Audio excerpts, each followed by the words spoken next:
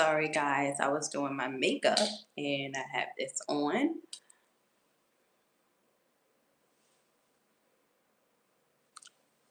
Sorry about that, guys.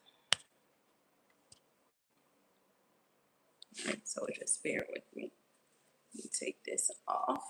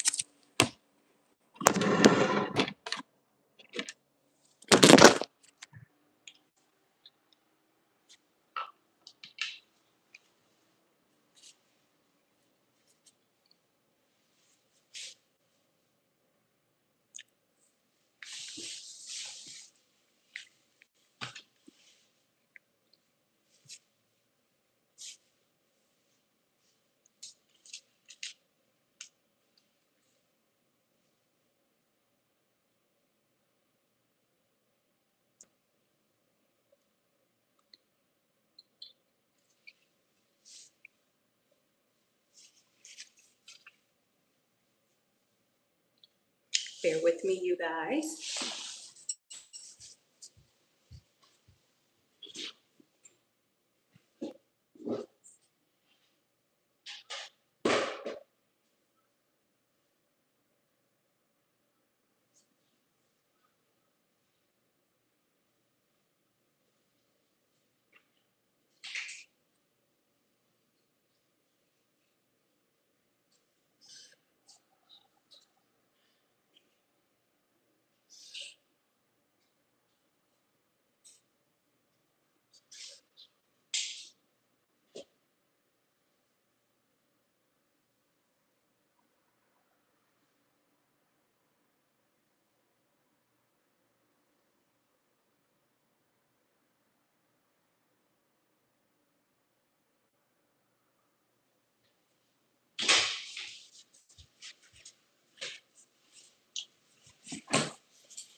Hi, you guys. How are you? Good morning, or good afternoon, wherever you're watching from.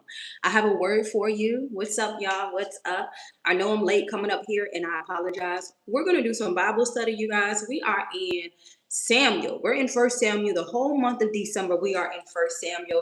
You guys, the first day of December, I did a 3-day fast. If you did not join this fast, I'll make sure to put info so you can join the other fast. Okay, so I just got off of the 3-day fast we did in December, which was 6 a.m. to 4 p.m. Eastern time zone. Yesterday was the last day of the fast, and God was revealing a lot to me during that fast. All right, but first I want to say, please hit subscribe to my channel so you can get notifications anytime I am live or when I post a video, you guys. All right, so do that for me. I want to tell you that my website is back up. So I got hoodies.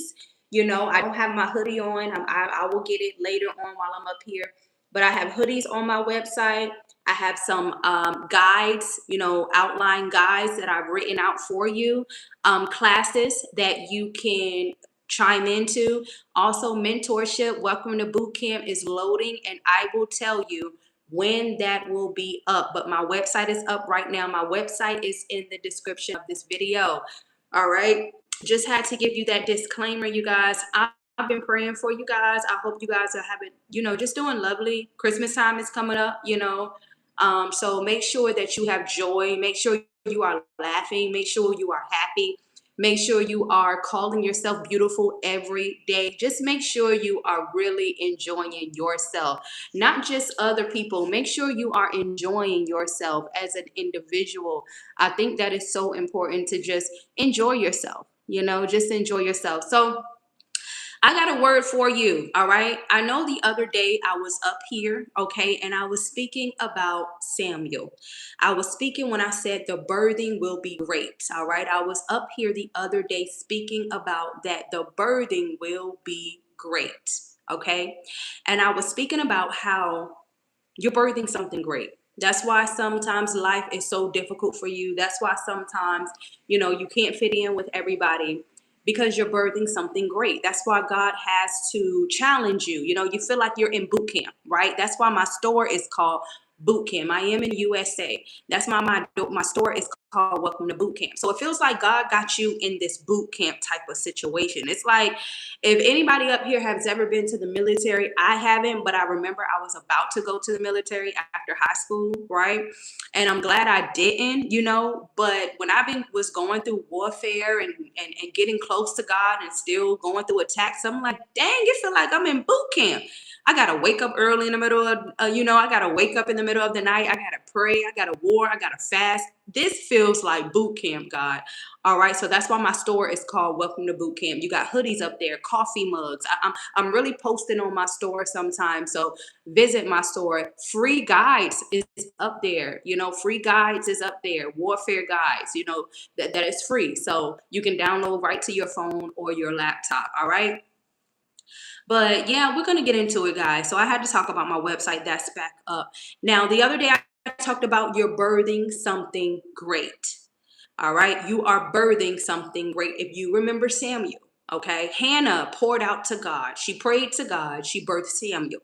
Samuel cannot be touched. He's the most powerful prophet in the Bible. He can't be touched. Why? Because his mother prayed. Not only did she pray, she didn't care who mocked her, who laughed at her, who talked about her. She still prayed. And her womb was closed. Hannah's womb was closed. So how can you still have faith when your womb is closed?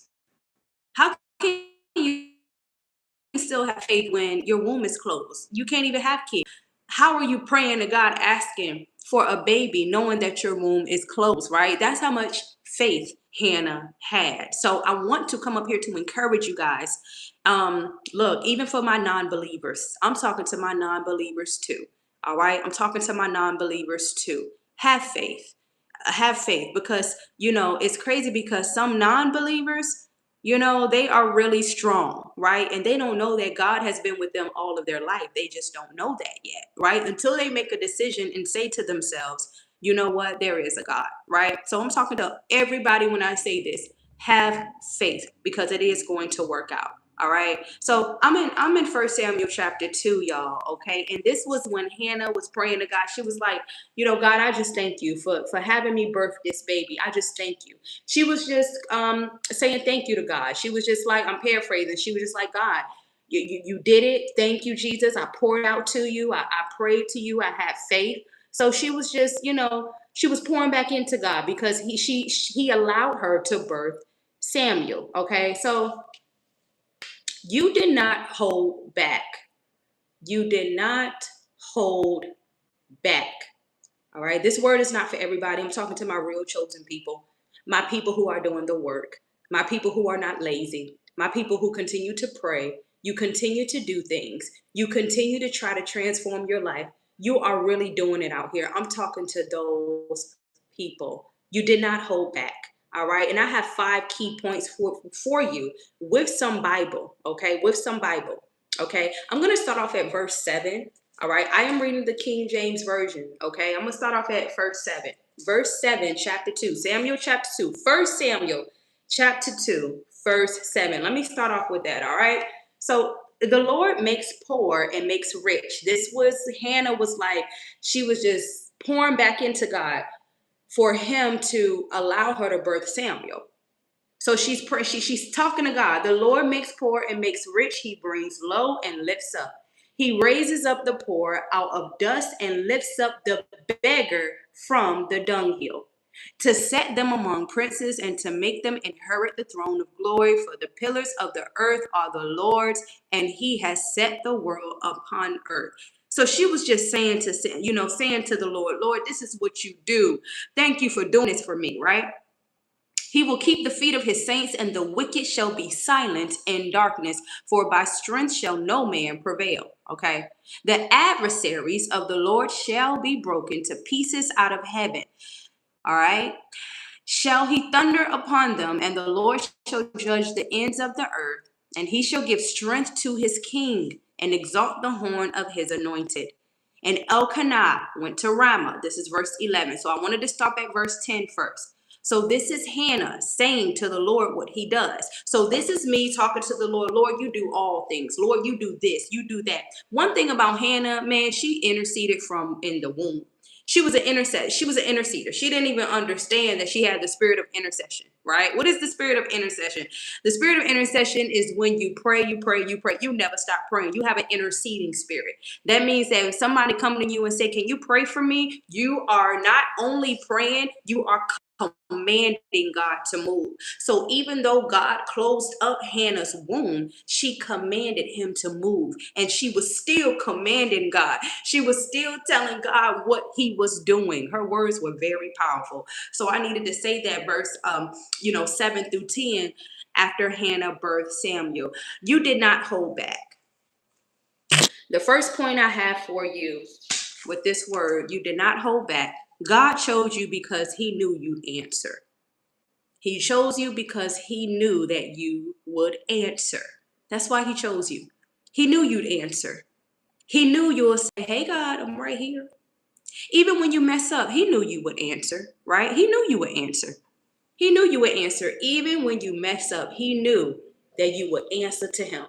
Now, I'm talking to my people who are not perfect. You may not be perfect. You may have not answered the call of God yet, but you answer to your mind. You answer to transformation. You answer for a life-changing experience. You answer to it. Some people, they talk the talk, right? They talk the talk. They just talking. They're not even doing it. Some of these people who got degrees, you know how some people brag and say, "I got a master's degree, I'm this, I'm that, I'm that." With all of that, what are you doing with all of that? Are you working on your gifts, right? Are you doing what the degree that you have? You see what I'm saying? So that's why I said my message is for everybody, non-believers too. You have a certain strength in you that you just continue to keep going, right? God chose you because he knew you would answer. Some people don't answer. Maybe he told you to do something. Maybe your mind told you to do something and you answered. You was like, "Look, let me do it." Maybe he told you to write a book. You was like, "I'm gonna write a book." Maybe he told you to make music and you was like, "I'm gonna make music," right? You answered. That's it. He chose you because you answered, right? So Hannah birthed Samuel because she kept praying. She answered. She kept praying. She kept praying. She kept praying, right? You answered. That's why God chose you. You did not hold back. That's the title of this word. You didn't hold back. You didn't hold back, y'all. You didn't hold back. You didn't hold back. Number two, you will be held accountable for your actions. Let's go to that'll be number three. That'll be number three. Number two, you were selected while in the womb. Some of you guys was chosen while you were in the womb. Somebody prayed for you. Whoever was pregnant with you, whoever was, I'm going to say this. Some of you had mothers who prayed and they warred while you were in the womb. While you were in the womb, they prayed, they had a prayer life. Or you had some mothers that had you, they didn't have any type of prayer life. But when you were born, you had somebody touch you and pray over you. You had somebody who anointed you. I don't know who it was. Maybe it was your grandmother. Maybe it was your cousin. It could be anybody. Somebody interceded for you. Even in the womb, you were chosen. Come on. I heard a pastor say a long time ago, as soon as your mother went to the doctor's office and she saw the little heartbeat in her stomach, that's when the enemy started his attacks. When the heartbeat was on that monitor, that's when the enemy was like, "Ooh, I got her, I got him," because you were chosen even in the womb. You were selected in the womb. Samuel was selected in the womb. You did not hold back. You've always been like that, even through teenage years, even through when you were young. You've always been the person that didn't hold back. If you fall, you get back up. And that's what people don't like about you. When you fall, you get back up. That's what people don't like. They don't like your strength. It's not about your looks. It's about your strength. It's not about how you dress. It is about your strength. People don't like your strength. They don't like how you show up. You've always been like that. I'm talking about before you got to know God, before you start running for God, you've always been the type of person that did not hold back. That's who you were. You've always been like that. You know, you've always been like that. You were selected while in the womb. Okay, so when you were born, you always probably was an active baby, an active child, always knowing what they want, right? So number two, you were selected in the womb.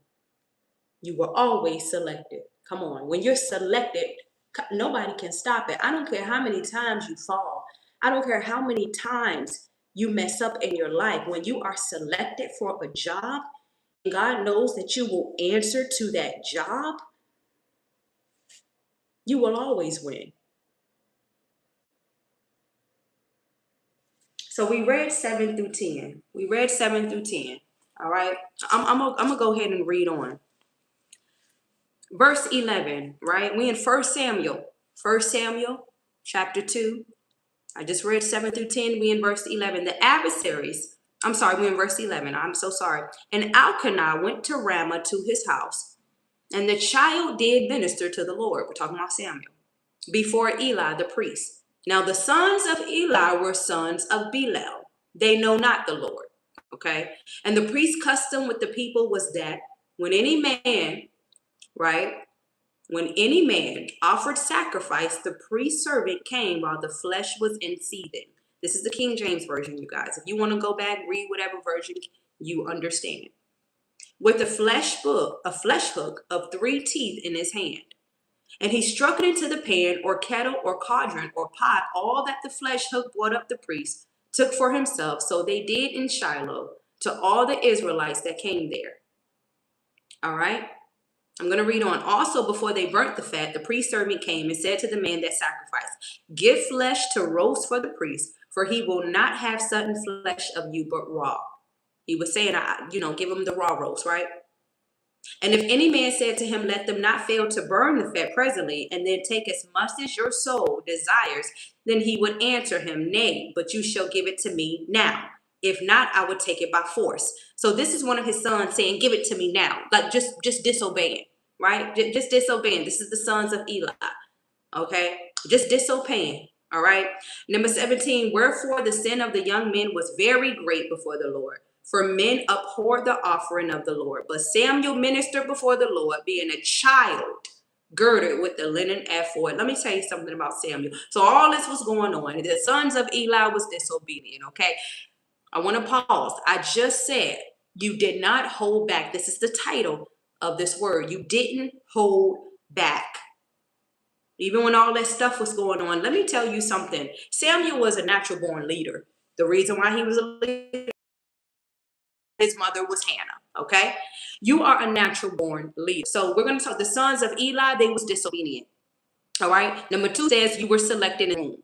Number 3, you will be held accountable for your actions. So the sons of Eli was disobedient, right? They said, give it to me now. They were just sinning before the Lord.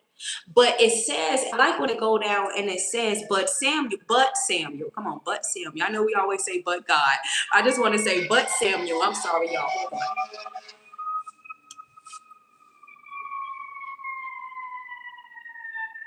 I live on the 6th floor in New York City, y'all. It's loud. But Samuel, right? But Samuel ministered before the Lord, being a child girded with the linen ephod. He was a child doing that. How you a child doing that? As a child, you want to play. I don't know if they had TV back in those days, whatever they had going on.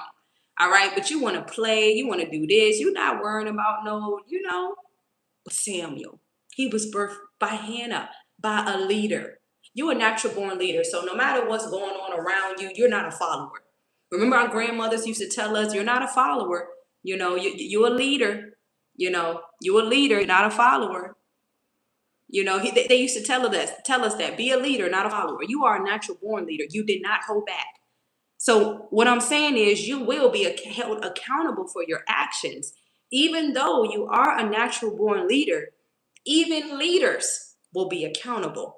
Even leaders will be accountable. Yeah, they will be accountable. But what I'm saying is, right, you didn't hold back. You have some people, who don't like you because you didn't hold back. You answered, right? You answered yes. You answered the call. You did not hold back. And many people don't understand the things that they have done to you, or when you do wrong to other people. Not only that, when you don't answer God, or when you get in a season of, oh, I'm going to be disobedient, I'm going to do what I want to do, and God has called you to do something else, right? You'll be held accountable for that. That's everybody, even me. You will be held accountable for your actions. Eli's sons was held accountable later on. You know the story for my people who read, right? You know the story. You'll be held accountable for your actions. So many people don't understand why God is still blessing you. Why are you still here? Come on. Why are you still going on? Why are you still showing up? Some people expected you to just fail, but you answered. They lack accountability. You have some people that think, oh my God, you got some people that really think that the things that they're going through was caused by you. You have some people thinking that the things that they are going through was caused by you. But you didn't do anything wrong. You just decided to be a leader. You decided to follow your own voice. But as you got older, you knew it was God's voice, right? You just decided to do something else. So you got some people who in positions, especially your enemies. Oh my God, especially the people who wanted you to fail, who think that they're going through things because of you. Come on. Because of you. But all you did was keep your eyes on God. You will be held accountable for your actions. I want to say to somebody who's watching, if you're watching the replay, you did not hold back. That's why God is still there with you. That's why you are still protected. You did not hold back. Samuel didn't hold back. Hannah didn't hold back. So them people who want to be disobedient, who want to be so fast at doing stuff, people who move before they think, right? They don't think first, they just act. They will be held accountable for their actions. Number 4, you guys, you did not destiny swap with anyone you submitted to your yes. Let me say this. You got so many people talk about this destiny swapping thing, and yes, people do it. People do it. People do it. But let me tell you something about you. Some of your enemies think that you have destiny swap with them. And you have some people that were supposed to do something similar that you were doing. Maybe they were supposed to create a business. Maybe they were supposed to get a house. Maybe they were just supposed to do something and they did not answer. You submitted to your yes. You did not destiny swap. You got some people thinking that you destiny swap with them. No, you did not. You don't have to do that because you were selected in the womb. You didn't have to do that because God has selected you. God has chosen you and you acted on it. When God said, look, I'm choosing you, you acted on it. No matter how, much you mess up, you still got back up and said, you know what? I got to submit to my yes. I got to answer. I have to answer. So many people think that you destiny swapped with them, that you did something. You didn't do nothing but answer. You didn't do nothing but answer to God. You didn't do nothing but continue to show up. And the people, who do curses on you, who do voodoo on you, right? They always think that you did it to them. You know why? Because none of that stuff works on you. The crazy people always think that you are the cause of their pain when they try to conflict pain on you. Crazy people gonna always think that. Delusional minded people gonna always think that. So ain't no destiny swapping with you. You don't have to destiny swap with nobody. You don't have to, put a curse on nobody. You don't have to do that. You were selected, like Samuel. He was selected. He was a natural born leader. He didn't follow sons of Eli. He was ministering. But Samuel was ministering as a child. As a child, you was a natural born leader. People don't like you because you've been like this. Before you answered to God, you've been like this. Before you said yes to God, you've been like that. Even as a child, you've been like that. You know why? Let me tell you why. When I really gotten to know God, I had to realize, wait a minute, that was your voice when I was little. And I thought it was my mind.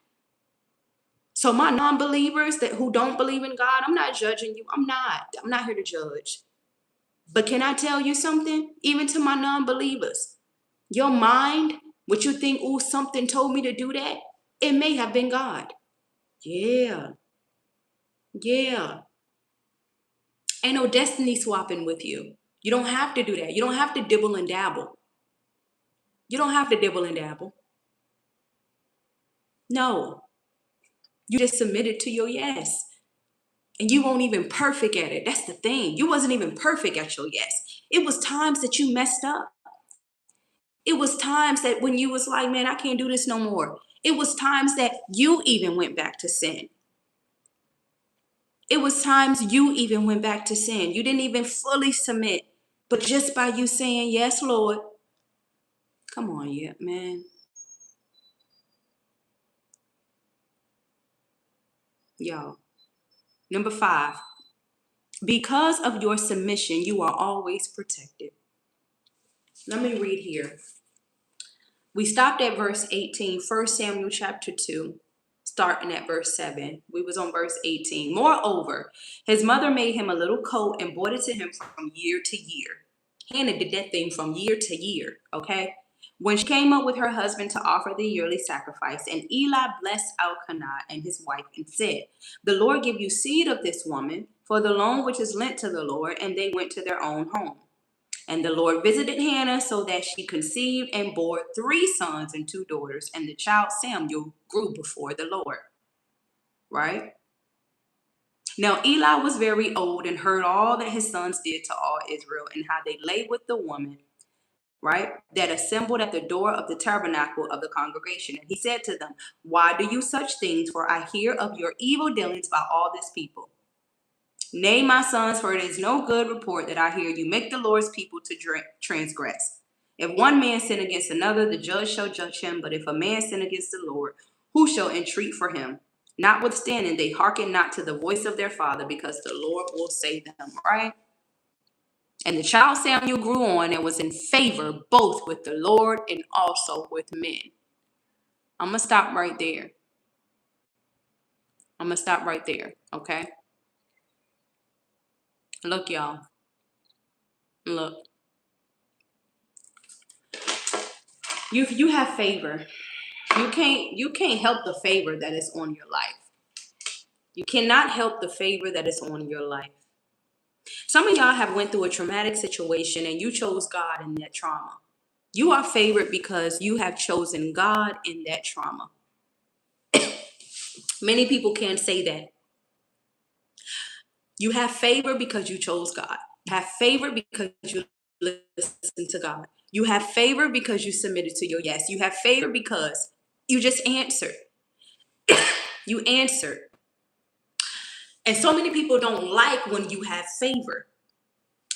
They don't like you because you are always protected. Just like I'm going to go back to saying, some people think that you destiny swap with them. Some people think that you put witchcraft on them. Some people think that you do curses. You don't do none of that. You chose God in your trauma. You will always be favored. You chose God in your trauma. Come on. But you didn't used to do that, though. You didn't used to choose God in your trauma. You used to choose drugs. You used to choose alcohol. You used to choose all of that stuff. You didn't choose God. You wasn't like that at first. So now that you're changed and you chose God in your trauma, people don't understand why when they speak these word curses over you, why when they, is so desperate for you to fail, why doesn't it work? Because you chose God in your trauma and because you were selected. You did not hold back. Because of your submission, you are always protected.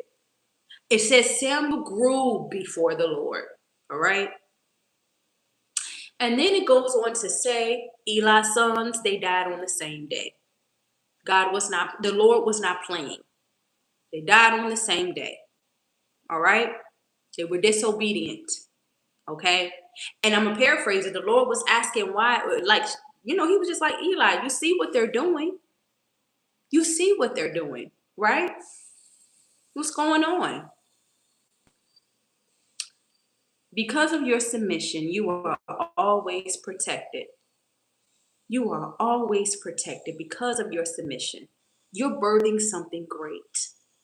You didn't hold back. That's why this birthing is going to be great.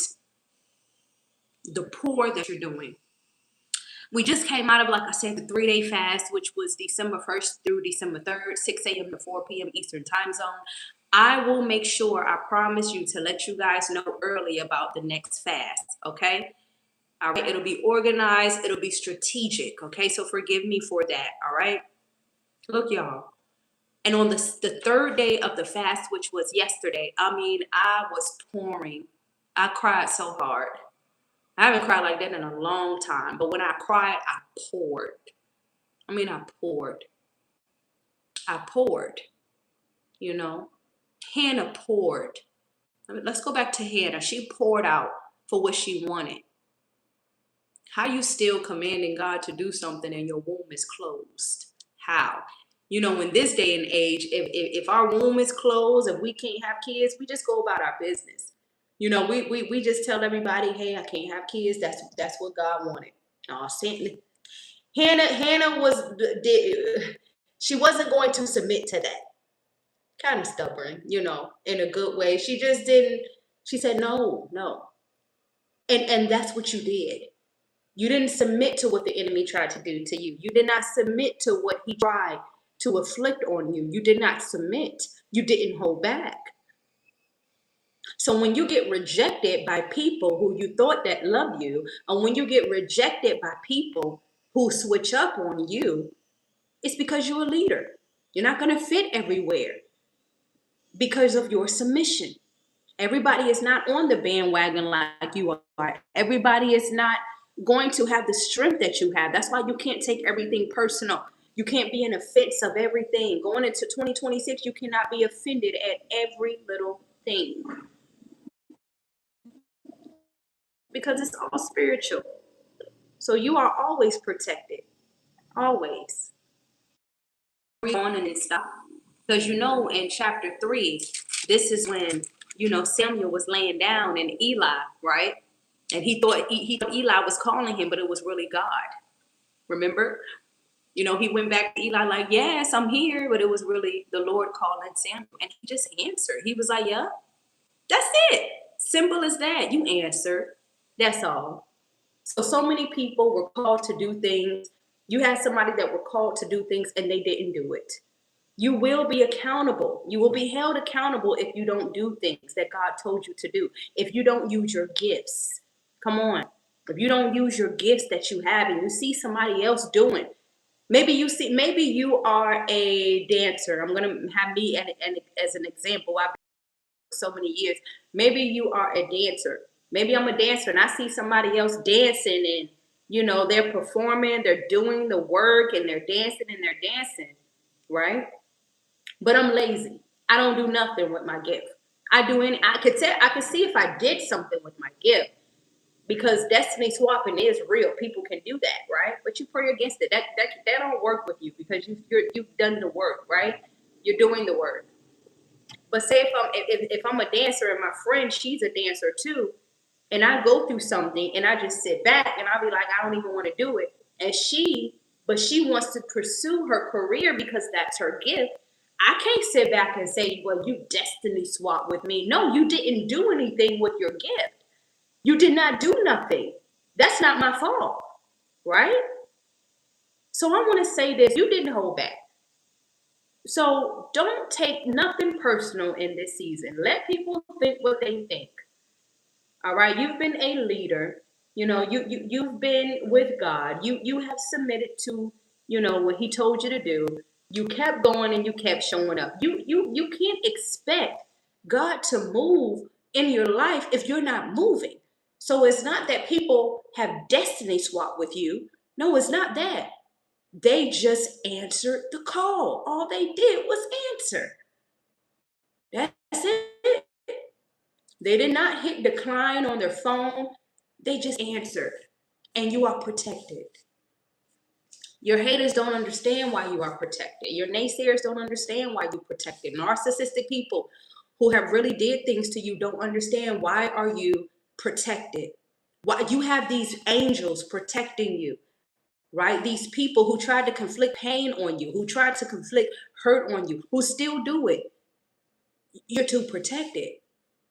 You're too protected, right? And and some people, we're not talking about people, y'all. You know, Ephesians 6 and 12 is one of our favorite Bible verses because everything, it is spiritual. You got to look at things in a spiritual sense. Like you got to say, you know what? Wow, it's not the people. It's your adversary. It's your adversary. So you did not hold back, and I don't want you to hold back. I encourage you not to hold back. I encourage you to keep going. I'm going to read on, right? I'm going to read on. Okay, I'm going to read on. Okay, so, and the child Samuel grew on and was in favor with both the Lord and also with men. And there came a man of God to Eli and said to him, thus says the Lord, did I plainly appear to the house of your father when they were in Egyptian Pharaoh's house, right? And did I choose him out of all tribes of Israel to be my priest, to offer upon my altar, to burn incense, to wear an ephod before me? And did I give to the house of your father all the offerings made by fire of the children of Israel? Wherefore kick you out my sacrifice and my offering, which I have commanded in my habitation, and honor your sons